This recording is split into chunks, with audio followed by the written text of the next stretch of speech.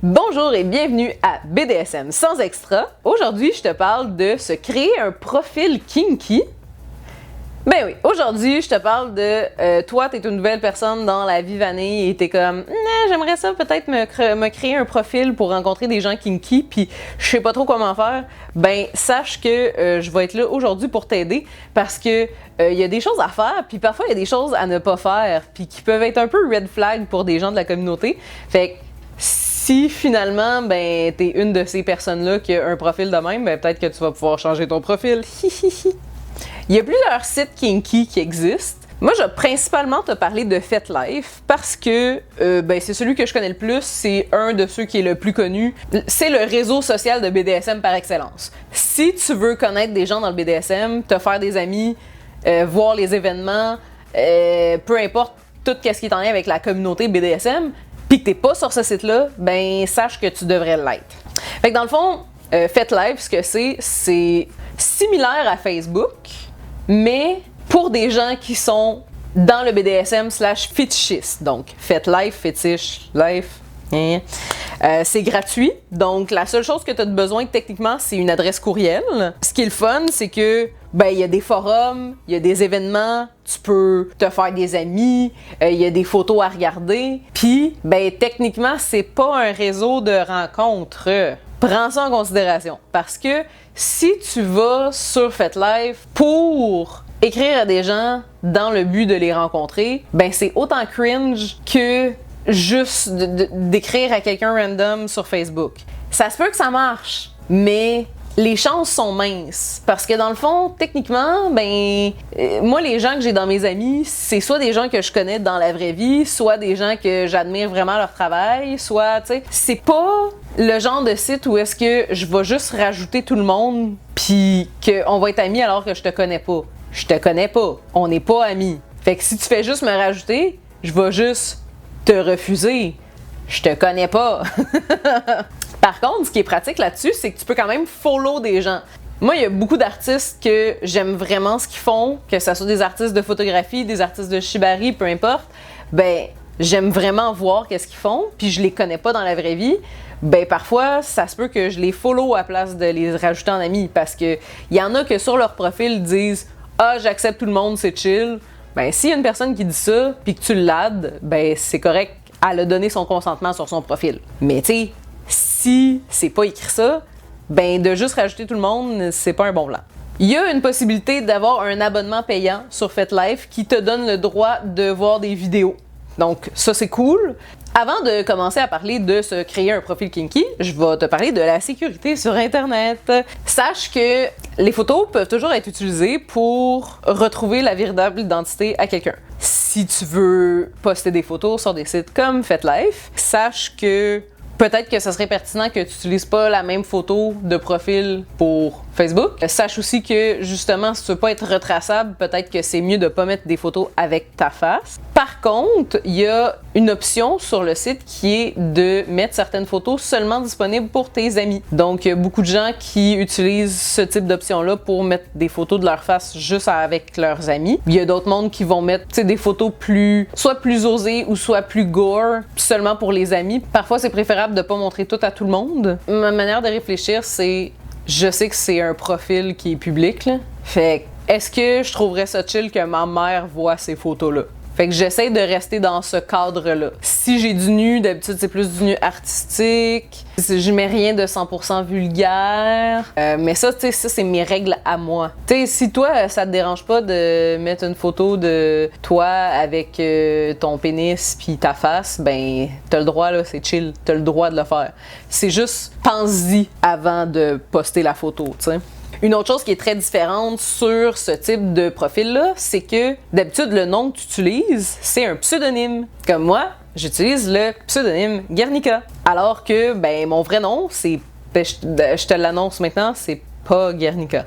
Fait que, c'est ça, c'est un pseudonyme. Puis beaucoup de monde utilise des pseudonymes. En fait, tout le monde utilise des pseudonymes. Puis, c'est justement pour créer une espèce de séparation entre ta vie vanille puis ta vie kinky, parce qu'il y a des gens qui préfèrent ne pas mélanger les deux. Fait que tu sais, ça se peut qu'à tes nouveaux amis kinky, t'as pas nécessairement envie de de partager ton nom légal de Vivanille, puis c'est correct. Fait que c'est pour ça que c'est important aussi que si tu tombes sur quelqu'un que tu connais, crie pas son nom sur tous les toits puis fais attention de pas outer cette personne-là. Aussi, tu sais, ça va devenir ton identité, ton nom. Fait que sache que le nom que tu choisis, c'est quand même important. Fait que si tu t'appelles Sexy Slot 69, ben c'est chill, t'as le droit de t'appeler comme ça, mais peut-être que c'est pas nécessairement le nom le plus original de l'histoire. Puis c'est peut-être pas idéal comme nom. Je sais pas comment te dire ça. Ouais, c'est peut-être pas idéal comme nom, mais si t'es à l'aise de dire que ton nom c'est Sexy Slot 69 à tes nouveaux amis, ben c'est chill. Mais pense au nom que tu choisis. Photo de profil. Chaque profil a besoin d'une photo de profil. Sache que si t'as pas de photo de profil, ben, c'est un red flag. Ça a l'air d'être... Tu sais, ça a l'air de... Ben, je me suis pas occupée de mon profil. T'as l'air de rien, t'as l'air de quelqu'un en qui on peut pas faire confiance. T'as l'air d'être une carcasse vide. Fait que mets une photo de profil. Sache que t'es pas obligé de mettre ton visage sur ta photo de profil. Tu peux, mais t'es pas obligé. Sache que si ta photo de profil, c'est ton organe génital,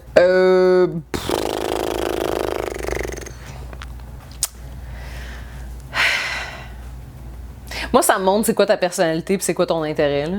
Fait que, en même temps, tu sais, c'est chill. Je comprends que t'es là pour fourrer. Puis c'est correct, il y a plein de monde qui sont là pour fourrer. C'est pas dans mes intérêts. Fait que je vais juste comme... M'en fous. Je regarde next. Ça m'intéresse pas. Je suis pas là pour voir ça. Tu sais, puis tu sais, surtout s'il y a des gens que toutes les photos dans son profil, c'est juste des photos de sa graine. Puis t'es comme... Wow! J'ai vraiment besoin de voir 40 photos d'à peu près le même angle de ton pénis. C'est diversifié, ça donne le goût de parler à cette personne-là parce que ça a l'air d'être une personne qui est pleine de personnalité. Sache que c'est du sarcasme. Non, comme... J'ai pas d'intérêt. Il y a peut-être du monde qui va avoir de l'intérêt, mais sache que c'est rare quand même. Tu sais, on est sur un site fétiche. Montre qu'est-ce que t'aimes. Montre qu'est-ce qui t'intéresse. Tu sais, si tu fais juste montrer ton pénis, c'est comme... Je dis ton pénis, mais ça peut être ton vagin aussi, là. Si tu fais juste montrer tes organes génitaux à un moment donné, c'est comme... OK. Mais peut-être que c'est une histoire d'exhibitionnisme. C'est pas très recherché. Autre chose importante, c'est de faire attention de ne pas partager des photos soit de pornographie, parce que, ben, si c'est des trucs de porno comme professionnel, ça se peut qu'il y ait des copyrights là-dessus, puis ça se peut que tu n'aies pas le droit de l'utiliser. 2, des photos volées de d'autres personnes. 1, t'es juste un reposter, fait que je sais pas comment te donner mon opinion là-dessus avec respect, parce que j'ai pas vraiment de respect pour les reposters. Tu sais, c'est supposé être ton profil personnel. Fait que de juste montrer des photos de d'autres personnes, ça fait comme pas de sens pour toi.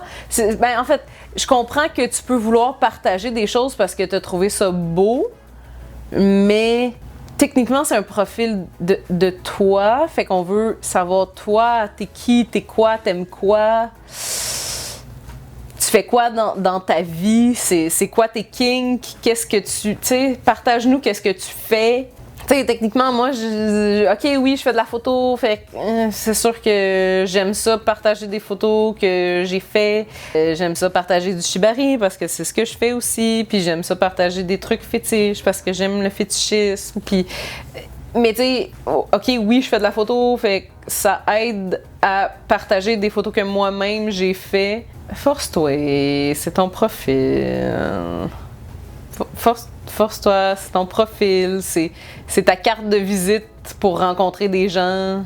Tu veux être une personne authentique, tu veux être une personne attrayante, attirante, puis c'est pas en partageant des choses de d'autres mondes que tu vas l'être. Puis sache que c'est un profil BDSM, mais t'es pas obligé de poster plein de photos. Tu pourrais avoir juste 1 ou 2 photos, puis surtout écrire dans ton profil, puis écrire sur des groupes, puis etc.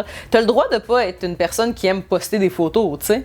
En fait, techniquement, moi, j'aimerais bien mieux avoir une personne là, que une ou deux photos dans son profil, que c'est des photos que la personne a prises elle-même, qui ne sont pas des photos de graines ou de vagin, puis que ça soit quelqu'un qui participe full dans des groupes, puis qu'on peut voir sa personnalité autrement qu'en photo, tu sais. Pense-y. Parce qu'il y a moyen de remplir un profil autrement que juste avec des photos. Ton rôle et tes informations de base. Donc, sur FetLife, tu peux inscrire quel rôle tu es. Fait que là, j'ai une vidéo au complet là, qui parle des rôles. Là. Fait qu'il y a plein de choix. Tu peux même écrire Vanille, tu peux écrire Kingster, tu peux écrire Evolving, parce que ça se peut que tu ne saches pas complètement qu'est-ce que tu es. Puis ben, c'est pas parfait, là, parce qu'il n'y a pas tous les rôles qui existent ever. Exemple, il n'y a pas Queen. Moi, ça serait ça mon rôle. Mais il l'a pas. Il y a juste Princess. Il y a Princess puis il n'y a pas Queen. En tout cas, on s'en reparlera une autre fois, là. Mais il n'y a pas le rôle que je veux. Mais c'est pas grave. Je fais avec un de la liste puis ça fait la job, tu sais. Puis c'est ça. C'est pratique pour donner une indication aux gens qui tombent sur ton profil de qu'est-ce que t'es. Puis, ben, sache que quelqu'un qui se met maître ou maîtresse alors que c'est quelqu'un qui n'a pas d'expérience. Tu sais, exemple, t'aurais un profil, là, pas de photo, vide, avec quasiment rien de rempli, puis d'écrit maître. Tu sais, si t'as l'air de pas avoir d'expérience puis t'écris maître, ben, c'est un délicieux red flag. My two cents. Ensuite, tu peux inscrire ton orientation sexuelle / romantique, ton âge, ton lieu de résidence, puis d'autres détails de base que tu peux partager sur ton profil. Puis tu sais, c'est sûr que t'es pas obligé de mettre exactement genre ta ville, là, dans le sens que, exemple, si tu sais que tu sors tout le temps à Montréal, tu peux dire que tu viens de Montréal. Parce que le but, c'est surtout de voir les événements proche de où est-ce que t'es, tu sais. Tu peux aussi faire des recherches pour les événements, à savoir, tu sais, exemple, je sais que je m'en vais en voyage, je sais pas, à New York. Puis là, t'es comme, OK, mais y a-tu des événements dans les dates que je vais y aller? Tu peux faire des recherches dans les dates et avec des lieux différents. Sache que ça se fait. Mais tu sais, si t'aimes ça, sortir tout le temps dans ce coin-là, ben, tu peux écrire ce coin-là. Puis sinon, ben, il y a vraiment beaucoup de monde qui viennent d'Antarctique. Ça veut dire que, dans le fond, ils mettent pas leur vrai lieu, ils mettent Antarctique parce qu'ils veulent pas dire d'où est-ce qu'ils viennent, puis c'est bien correct de même.